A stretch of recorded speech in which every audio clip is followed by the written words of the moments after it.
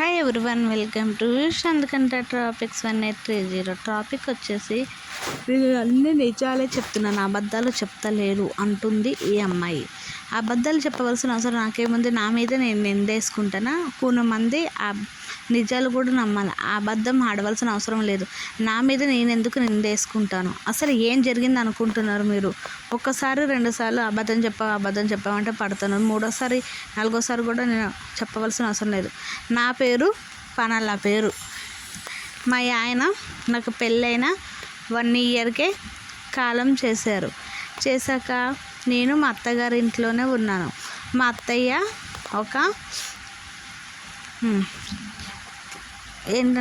మా అత్తగారికి కాలు చేయి పడిపోయింది. మా అత్తగారిని నా పెళ్ళైన 6 నెలలకి మా అత్తగారు కాలు చేయి పడిపోయింది. మా అత్తగారిని మా మామగారిని చూసుకుంటూ నేను మా అత్త వాళ్ళ ఇంట్లోనే ఉన్నాను.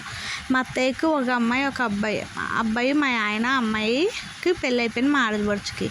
అయితే మా ఆయన చనిపోయాక మా పుట్టింటోళ్ళు వచ్చేయమన్నా కానీ మా అత్తయ్యని మా మామయ్యని చూసుకోవాల్సిన బాధ్యత నాదే అనేసి నేను ఇక్కడే ఉండిపోయాను. అలాగే మా అత్తయ్య కూడా నేను చాలా ఆమెకి మాటలు కాలు చేయబడిపోయింది కానీ నన్ను బాగా చూసుకున్నారు. నేను మా అత్తయ్య కాడే పడుకునేదాన్ని, ఆవిడకి సేవలు చేస్తూ ఇంట్లో పనిచేస్తూ. మాకు 2 ఎకరాల భూమి ఉంది. అవన్నీ చూసుకుంటూ మా మామయ్య వ్యవసాయం అంటే చేస్తూ కూలోళ్ళని అంటే పెట్టుకుంటూ నేను హ్యాపీగానే ఉంటున్నాను. మా మామయ్య ఏమనుకున్నాడో ఏంటో, మీ అత్తయ్య పరిస్థితి అలా ఉంది, నీకు భర్త లేడు, అందుకే మన ఇద్దరం రిలేషన్లో ఉందామని నా మీద ఒకరోజు చెయ్యి వేస్తే అది నాకు నచ్చక గోల చేస్తే మా అత్తయ్య లేచింది. మా అత్తయ్య లేచి కాలు చేయలేని ఆవిడన మా అత్తయ్య గారు గట్టిగా అరిస్తే మా మామయ్య వెళ్ళిపోయాడు. నేను బాగా ఏడుస్తాను. మా అత్తయ్య అన్నారు, నువ్వు పుట్టింటికి వెళ్ళిపో అమ్మ, పుట్టింటికి వెళ్ళిపోతే నీకు ఈ దారి తెలుస్తుంది, ఇక్కడ ఎవరు నేను అంటే అత్తయ్య నేను వెళ్ళిపోతే మిమ్మల్ని చూసుకునేది ఎవరు ఉంటారని నేను అన్నాను. అంటే నన్ను చూసుకోవాల్సింది ఎవరు లేదా, నేను ఎలా ఒకలా ఉంటాను ఇన్ని రోజులు ఏదో అయిపోతున్నాను మా అత్తయ్య చెప్పిన. మా అత్తయ్యని పట్టుకుని బాగా ఏడ్చాను, కానీ నాకు వెళ్ళి ఉద్దేశలేదని మా అత్తయ్యకి తెగించి చెప్పేసాను. మామయ్య ఏదో తాగేసి అలా చేస్తున్నాడని చెప్పాను.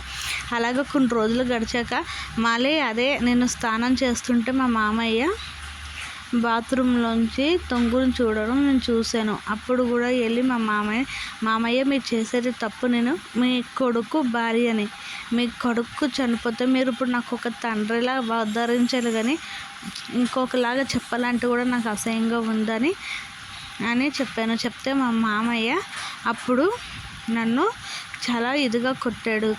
కొట్టితే నేను కేకలు వేయకపోలకి అయితే నువ్వు చేసే తప్పు ఇలా చేయకూడదు, అలాగే ఇలాగ చెప్పినందుకు నన్ను ఇంట్లో పెట్టి బాగా కొడితే ఇరుగు పొరుగు వాళ్ళు నా కేకలు ఏంటి ఇంట్లో కేకలు వినిపిస్తున్నాయి అని అంటే, అమ్మాయి దారి తప్పింది, ఇలా చేయడం తప్పమ్మా అంటే నా ఇష్టం చేస్తానని అంటుంది. నీకు అవసరం ఉంటే 2వ పెళ్ళన్నా చేస్తానమ్మా అని కూడా చెప్పాను. కానీ నా మాట వింటలేదు, ఎలా పడితే అలా బెదురు మాట్లాడు. వాళ్ళ అత్తగారిని కూడా పట్టించుకుంటలేదు అని అన్నారు. కానీ మా అత్తగారు మాట్లాడితే నేను చంపేస్తానని బెదిరిస్తే మా అత్తయ్య నన్ను చంపేస్తాడని భయంతో ఏం చెప్పలేదు. అలా ఇరుగు పొరుగు వాళ్ళు మొగుడు తెచ్చి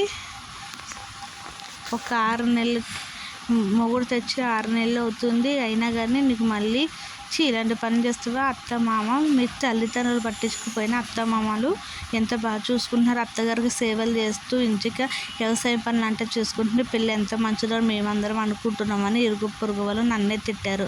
ఆ రోజు నేను చాలా బాధపడ్డాను. కానీ నేను బాధపడితే మా అత్తయ్యకి అన్నం పెట్టే వాళ్ళు ఎవరని లేచి మళ్ళీ ఇంట్లో పనులన్నీ చేసేసి మా అత్తయ్యకి టిఫిన్ తినిపించి అన్నం వండి ఆ రోజంతా నేనేం తినలేదు. మా అత్తయ్య తినమని నన్ను అడిగింది. మా అత్తయ్య పక్కన కూర్చుంటే మా అత్తయ్య నేను ఏడ్చాము. అలా ఒక 2-3 రోజులు గడిచాక మా పక్కింటి వాళ్ళు ఎవరో ఫోన్ చేసి మీ చెల్లెని ఇలా మామయ్య కొట్టాడు, మీ చెల్లి ఇలాంటి పని చేసింది అంటే మా నాన్న మా అమ్మ మా అన్నయ్య వచ్చారు. వస్తే నేనేం చెప్పలేకపోయాను. చెప్తే నువ్వు ఇలాంటి పనులు కూడా చేస్తున్నావా, దారి తప్పేవా, అలాగా ఇలాగని మా అమ్మ మా నాన్న కూడా తిట్టారు. అతని మా మామయ్యని మా అమ్మ నాన్న మా అన్నయ్య మా ఇంటికి తీసుకెళ్ళిపోతాం, ఇంకా మీ ఇంట్లో ఉంటే ఏదో ఒకటి అవుతుంది, పెళ్ళి మళ్ళీ రెండో పెళ్ళి చేస్తాము అని అంటే, మా కోడలు ఎంత తప్పు చేసినా మేము బాగా చూసుకుంటాము, మీరు ఏం తీసుకెళ్ళక్కర్లేదు, మా కోడలు మా కూతురుతో సమానం, ఏమన్నా మేమే మంచి అబ్బాయిని చూసి ఇల్లరికము తీసుకొచ్చి పెళ్లి చేస్తారు, మాకు తెలిసిన వాళ్ళ అబ్బాయి ఉన్నారు, ఆ అబ్బాయి కూడా భార్య చనిపోయింది అని చెప్పాడు. చెప్తే మా అమ్మ మా నాన్న వాళ్ళ మాట, మా మామయ్య మాట విని వెళ్ళిపోయారు. మా నాన్న మా అమ్మ నేను ఫోన్ చేసినా కానీ ఎత్తేవారు కాదు. అలా కొన్ని రోజులకి అలా ఆ గొడవ అయిపోయిన 2 months తర్వాత మా మామయ్య నేను పొలంలోకి వ్యవసాయం చేసే వాళ్ళకి టీ కాఫీ పట్టుకుని ఎక్సెల్ బండి మీద వెళ్ళాక అందరు టీ కాఫీ తాగేశాక మా మామయ్య గుణం తెలిసిన ఒక ఆవిడ, వాళ్ళు మా మామయ్యకి ఆమెకి ఎప్పటి నుంచో ఎఫేర్ ఉందంట. ఉంటే ఆమె చెప్పింది, మీ మామయ్య మంచోడు కాదు, చూసిన ఆడదాన్ని నల్లా వెనకలు పడతారు, మీ మామయ్య ఎలాంటాడో తెలుసు, మీ మామయ్యకి నువ్వు ఎంత దూరం ఉంటే అంతే మంచిదని చెప్పారు.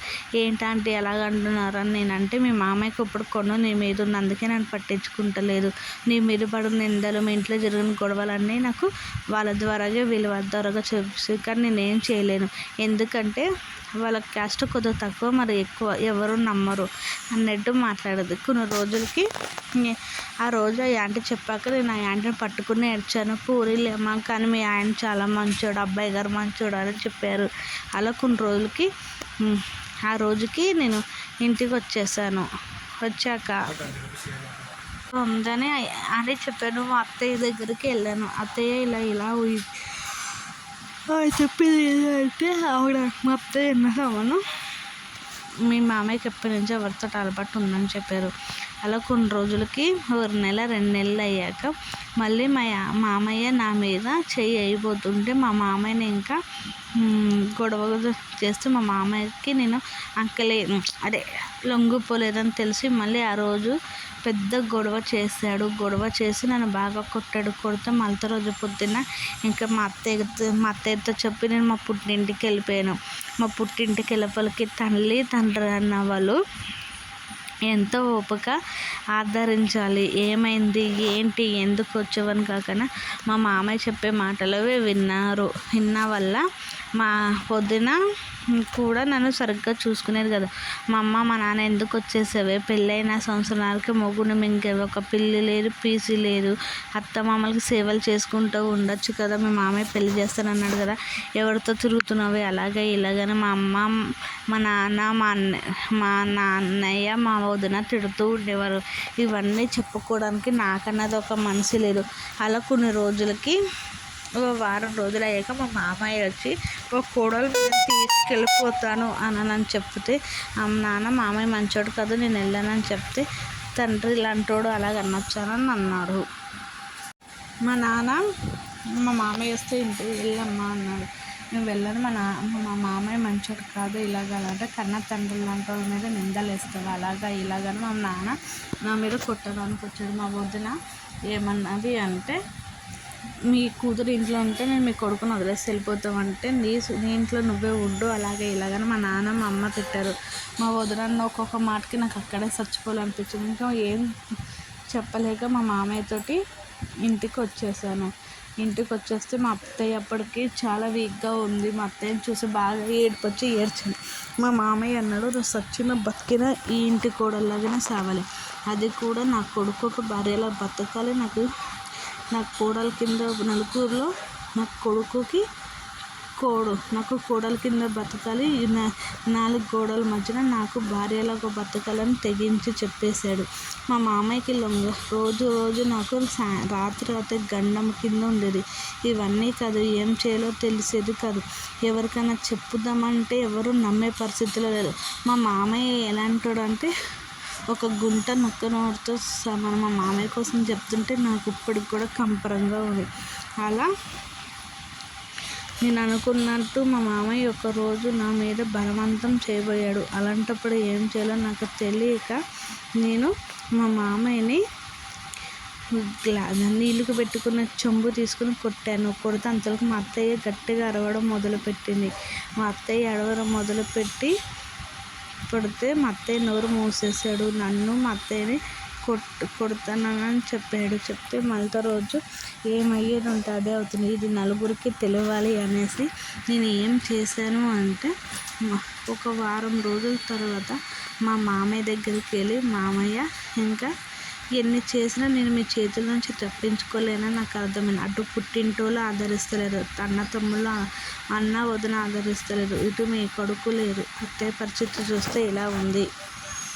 అందువల్ల నేను మీకు లొంగిపోవాలనుకుంటాను, మీరు రాత్రికి వచ్చేసేయనని నేను చెప్పాను. వెళ్ళి మా ఇరుగు పొరుగు మగవాళ్ళని తలుపు కాడ ఉంచమని, మా మామయ్య చేసే పనులు మీకు చూపిస్తాను రండి అని చెప్పారు. దానికి మా అత్తయ్య కూడా సపోర్ట్ చేసింది. మంచం నుంచి లేకపోయినా మా అత్తయ్య కూడా వీధిలో ఉన్న నలుగురు ఆడవాళ్ళకి చెప్పారు. నేను ఇలా ప్లాన్ చేసి మా మామయ్య వచ్చారు. ఊర్ల సైడ్ ఎలా ఉంటుందంటే అన్నం తినేస్తే 8-9 గంటలకి ఎవరింట్లో 7 గంటలకల్లా ఎవరింట్లో వాళ్ళకి వెళ్ళిపోయి పడుకుంటాం. అలాగే మా ఈదుల వాళ్ళందరూ కూడా 7ంటికి 8ంటికి ఇంట్లోకి వెళ్ళి పడుకుంటారు, ఎవరి ఇంట్లో వాళ్ళు ఉంటారు. రాత్రి 10 అయ్యే వరకు ఎవరికి అనిపించలేదు. సిటీ సైడ్ అయితే రాత్రి 10-11 అయ్యే వరకు తిప్పుతూ ఉంటారు. మా ఇల్లు అందరూ ఎక్కడ వాళ్ళు అక్కడ పడుకున్నారు. మా మామయ్య కరెక్ట్గా ఇంటికి వచ్చి అన్నం తినేసి, ఇప్పుడు మాకు మా ఊర్ల సైడ్ ఎలా ఉంటాయంటే 2 గదులు ఉంటాయి. అటొక గది ఇదొక గది ఉండి పెహార గోడ ఉండి అటేపక్క ఇటేపక్క గుమ్మం ఉండి 2 డోర్లు ఉంటాయి. ఇటేపక్క గుమ్మంలోకి దారి ఉంటుంది, అటేపక్క గుమ్మంలోకి దారి ఉంటుంది. మా మామయ్య రాకముందే ఇరుగు పొరుగు వాళ్ళని నేను అటేపక్క గుమ్మంలో వచ్చి ఉండమని చెప్పాను. డోరు కూడా వేయలేదు. అయితే అప్పుడు మా మామయ్య వచ్చి నా మీద చెయ్యిపలికి, వద్దు మామయ్య, మనం చేసేది తప్పు, నీకు కూతురుతో సమానము, కొడుకు చచ్చిపోతే కూడలు బంగారంలో చూసుకొని నలుగురిలో ఎంత మంచి పేరుందంటే, మీ అత్తయ్యకి కాలు చేయపడిపోయిన కానించి ఆ పని లేక నాకు చాలా ఇబ్బందిగా ఉంది. నీ మీద నాకు ఎప్పటి నుంచో నా కొడుకు పెళ్లి చేసిన కాంచి కొన్ని వేసింది. అప్పుడు నా కొడుకు ఉన్నాడు కాబట్టి తప్పు, కోడలంటే కూతురుతో సమానం అనుకున్నా. ఇప్పుడు నాకు కొడుకు లేదు కాబట్టి ఇప్పుడు నువ్వు నాకు భార్యగా ఉన్నా పర్వాలేదు. నీకేమైనా ప్రెగ్నెన్సీ వచ్చినా కానీ నేనే ఏదో ఒకటి నచ్చ చెప్తాను, లేకపోతే కొన్ని రోజులు ఎక్కడన్నా పెట్టి బిడ్డను కన్నాక దత్తత తీసుకొచ్చుకున్నామని చెప్తాను. నువ్వేం బాధపడకు, నీకు నేనున్నాను, అలా ఇలానో మా మామయ్య నాకు ధైర్యం చెప్పాడు. మా మామయ్య చెయ్యిపలికి ఆ మాటలు ఇరుగు పొరుగు వాళ్ళు విని వచ్చి మా మామయ్యని ఇలాంటి బుద్ధి అనేది, ఆ పిల్ల ఎంత చెప్పినా కానీ ఎంతో మంచోడు, ఎంతో పెద్ద మనసు అని మా అంగారులు వాళ్ళు తిట్టారు. ఇరుగు పొరుగు అంటే ఎవరు కాదు, మా మామయ్య వాళ్ళ అన్నయ్యలు, తమ్ముళ్ళు, వాళ్ళ కొడుకుళ్ళు అంటనే మా వాళ్ళు మాకే పెట్టుకున్నాము. అలా మా మామయ్యని అనేసి అంటే మా అమ్మ వాళ్ళని పిలిపించి మళ్ళీ రోజు మా మామయ్యని నన్ను మా చిన్న మామయ్య వాళ్ళ ఇంటికి తీసుకెళ్ళి ఉంచి మళ్ళీ రోజు మా అమ్మ వాళ్ళ ఇంటికి మా అమ్మ వాళ్ళని పిలిపించి జరిగిందంతా చెప్పి ఇంటికి పంపిద్దామని మా అమ్మ మా నాన్న గుండె పగిలేలా ఏడ్చారు. అలా నేను చేసి తప్పుకి మా అత్తయ్య, మా మామయ్య, మా అమ్మ, మా నాన్న ఏడ్చాడు. మా అత్తయ్య కూడా బాగా ఏడ్చింది. మా పిన్న అత్తగారు, పిన్నమ్మగారు కూడా బాధపడ్డారు. ఇలాంటి దుర్మార్గుడు అనుకోలేదు ఇలా అయితే మా అమ్మ, మా నాన్న నేను అర్థం చేసుకోలేకపోయాను, అమ్మ అలాగే ఇలాగని అన్నాను. అంటే మా నాన్న గుండె పగల పెడితే మా కూతురుని అర్థం చేసుకోలేదండి. ఒక ఆడపిల్లకి భర్త చచ్చిపోతే ఎవరు నిందలు వేయరు. నా మీద నేనే ఎందుకు నింద వేసుకుంటానో, నాకు అంత విధిగా కొవ్వు ఎక్కువైపోయింది అన్నారు. దీనికి మొగుడు కావాల్సి ఉన్న వాళ్ళు అన్నారు. నా 10 మంది మాటలకి నేను ఎప్పుడో చచ్చిపోదును, కానీ నా మీద వేసిన నింద నిజాయితీగా అవ్వాలని నిరూపించుకున్నాను. ఇప్పుడు నన్ను ఏం చేయమంటారని అన్నారు. అంతలో మా అత్తయ్య ఇల్లు విడిచిపెట్టి వెళ్ళిపోను, ఎందుకంటే మా అత్తయ్య నాకు తల్లితో సమానం. నా భర్త ఉంటే మా అత్తయ్యని నేను చూసుకున్నాను, ఇప్పుడు నా భర్త లేడని నా దారి నేను చూసుకుంటే మా అత్తయ్యని చూసుకునేది ఎవరు అని అన్నాను. అందరూ మా మామయ్యని ఇంత మంచి కోడలు దొరకడం నిజంగా నీ అదృష్టం, నువ్వు నిందలు వేసేవే అవన్నీ అమ్మాయి నిజం చేసుంటే నువ్వేం చేదువు, నీ ఇంటి పొరుగు ఏమవుతున్నావు అని మా పిన్నమ్మగారులు వాళ్ళు తిట్టారు. తిట్టాక మా అమ్మ వెళ్ళిపోవచ్చమ్మ, ఇలాంటి వాడి దగ్గర ఉండొద్దంటే అప్పుడు మా పిన్నమ్మగారు వాళ్ళ వదిన గారి కొడుకు అంటే ఆమె కూడా మా మా మా చిన్నత్తయ్య వాళ్ళ అక్క కొడుకుకి మ్యారేజ్ అయ్యాక వాళ్ళ ఆవిడ చనిపోయింది. అతన్ని ఇచ్చి నాకు పెళ్ళి చేసి మా మామయ్య వాళ్ళ దగ్గర ఉండేలాగా ఒప్పందపడి అలా చేశారు. అది అలా మా ఇద్దరికి పెళ్ళైంది. ఇది నా కథ. ఒక అమ్మాయి కోసం టాపిక్. నాకు అతనికి పెళ్ళయ్యాక నేను మా అత్తయ్యనే బాగా చూసుకునేవాళ్ళం. మా మామయ్య నన్ను అప్పటి నుంచి ఏమి అననని నలుగురిలో ఒప్పుకున్నాడు. అప్పటి నుంచి మా మామయ్యని నన్ను చూసిన భయమే. కానీ మా మామయ్య పెట్టిన కష్టాలకి ఏం చెప్పినా తప్పే. ఇలా ఒక ఆడపిల్ల ఒక నిజం చెప్పుతుంది అంటే అదే తల్లిదండ్రులు కూడా అర్థం చేసుకోకపోతే ఆ ఆడపిల్ల ఎక్కడికి పోతుంది. నాకు మా అత్తయ్య సపోర్ట్ ఉంది కాబట్టి నేను ఆ గండంలోంచి దాటాను. నా మీద నేను ఎందుకు నిందలేసుకున్నాను. ఇదే నేను చెప్పవలసిన నిజం. వీడియో నచ్చితే లైక్ అండ్ షేర్, సబ్స్క్రైబ్ చేసుకోండి. బాయ్.